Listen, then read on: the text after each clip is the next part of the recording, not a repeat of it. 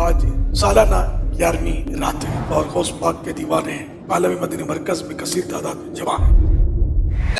ان اولیاء اللہ لا خوف علیہم ولا هم یحزنون، بے شک اللہ کے ولیوں پر کچھ خوف ہوگا اور نہ وہ غمگین ہوں گے۔ اولیاء کرام سے ظاہر ہونے والی کرامات در اصل معجزہ نبی کا مظہر اور اسی کا فیضان ہوتی ہیں۔ حضرت عبد الملک زیاد رحمۃ اللہ تعالی بیان کرتے ہیں کہ میں ایک رات غوث پاک رحمۃ اللہ تعالی کے مدرسے میں کھڑا تھا۔ کعب رحمۃ اللہ تعالی اندر سے ایک عصا دست اقدس میں لیے ہوئے تشریف فرما ہوئے۔ میرے دل میں خیال آیا کہ کاش حضور اپنے اس عصا سے کوئی کرامت دکھلائیں۔ ادھر میرے دل میں یہ خیال گزرا اور ادھر شیخ عبد القادر جیلانی نے عصے کو زمین پر گاڑ دیا تو وہ عصا مثل چراغ روشن ہو گیا۔ پھر سیدی پیر و مرشدی نے جو ہے وہ اسے اکھیڑ لیا، وہ عصا جیسا تھا ویسا ہی ہو گیا۔ اس کے بعد شیخ عبد القادر جیلانی رحمۃ اللہ تعالی علیہ نے فرمایا بس اے زیال تم یہی چاہتے تھے۔ دمادم دستگیر غوث اعظم دستگیر، میرا پیر میرا پیر غوث اعظم دستگیر، محبوب رب قدیر غوث اعظم دستگیر، سارے پیروں کے ہے پیر غوث اعظم دستگیر۔ 1445 ہجری کے ماہ عبد القادر ماہ فاخر یعنی ربیع الاخر کی سالانہ 11ویں رات، بڑے پیر صاحب کی آج سالانہ 11ویں شریف ہے الحمدللہ۔ اور عالمی مدنی مرکز میں بے شمار عاشقان غوث اعظم ملک و بیرون ملک سے یہاں تشریف لائے ہیں اور عظیم الشان 11ویں شریف کا اجتماع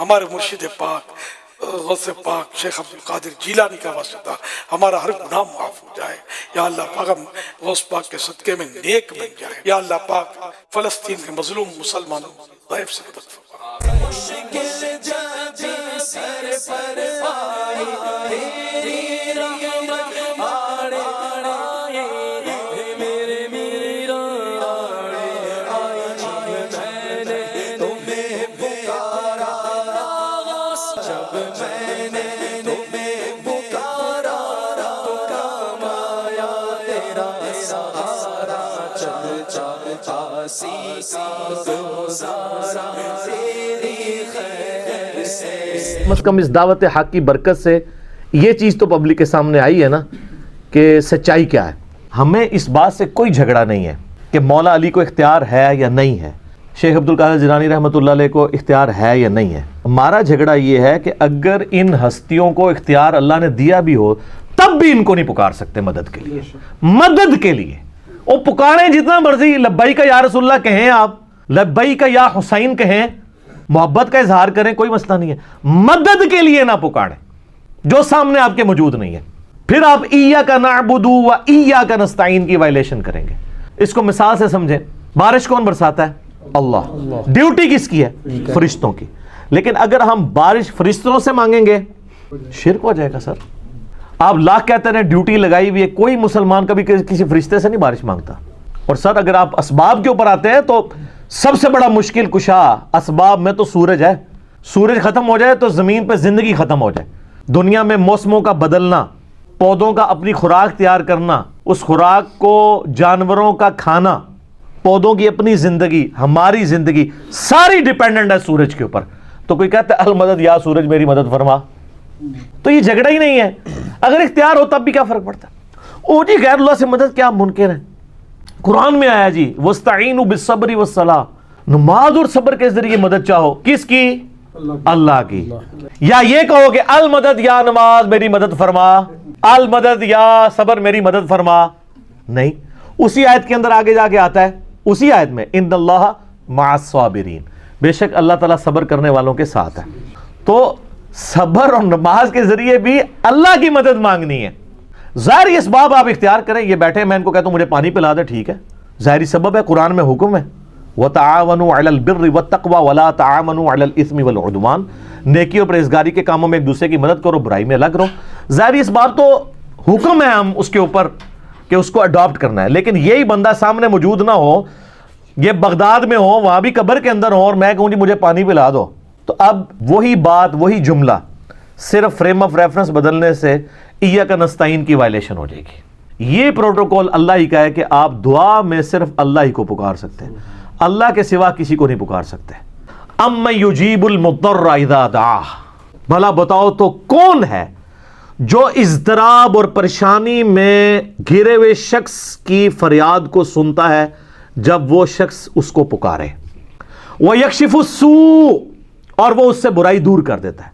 وَيَجْعَلُكُمْ خُلَفَاءَ الْأَرْضِ، اور زمین پہ تمہیں اگلوں کا خلیفہ کرتا ہے، یعنی تمہارے ماں باپ مر جاتے ہیں تو تم مر جاؤ گے، تمہاری اولاد۔ اِلَٰهٌ مَّعَ اللَّهِ، کیا اللہ کے ساتھ کوئی اور الہ بھی ہے؟ قَلِيلًا مَّا تَذَكَّرُونَ، بہت ہی کم نصیحت تم پکڑتے ہو۔ تو میں نے کہا یہاں پہ اللہ طرف مارا ہے، اللہ کے ساتھ کوئی اور الہ ہے جو مصیبت اور پریشانی میں گھرے ہوئے شخص کی فریاد کو سنے؟ تو اٹ مینز کہ جس شخص کو بھی آپ مشکل کے لیے غائب میں مدد میں دعا کے طور پر پکار رہے ہیں، گویا آپ اسے الہ مان رہے ہیں۔ ویسے پکارنے کا کوئی جھگڑا نہیں ہے، یہ خام خواہ وہ بیچ میں یا رسول اللہ کو لے آتے ہیں، ہم تو لبیک کا یا رسول اللہ آج کی ڈیٹ میں بھی قائل ہیں، المدد نہ کہیں، یہ واضح چیز ہے۔ سر یہ ایک آیت اتنی بھاری ہے، اکثر آپ کو کہتے ہیں نا قرآن میں یہ بتائیں کہ یا علی مدد نہیں کہنا چاہیے، سر یہ ہے۔ یا شیخ عبد القادر جیلانی مدد نہیں کہنا چاہیے، سر یہ ہے۔ اور کس طریقے سے آپ کو سمجھایا جائے؟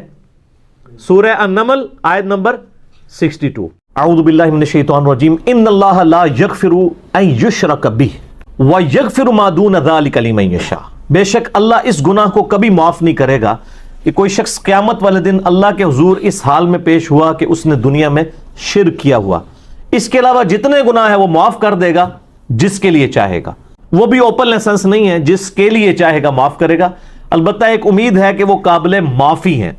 وَمَن يُشْرِكْ بِاللَّهِ فَقَدْ ضَلَّ ضَلَالًا بَعِيدًا، جو شرک میں مبتلا ہوا وہ گمراہی میں دور جا پڑا۔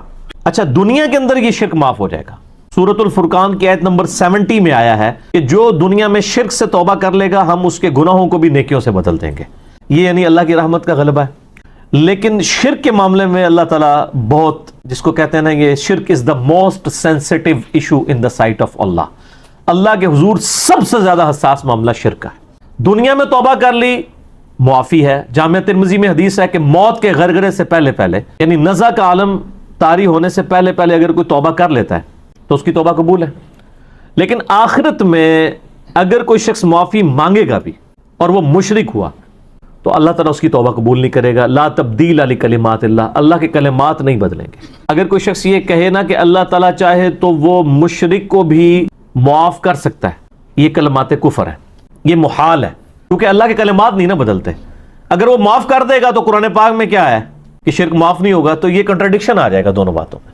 یہ بہت خطرناک معاملہ ہے جی، کہ کوئی زیادہ سے زیادہ 60 سال 100 سال کی زندگی ویل کر لے گا۔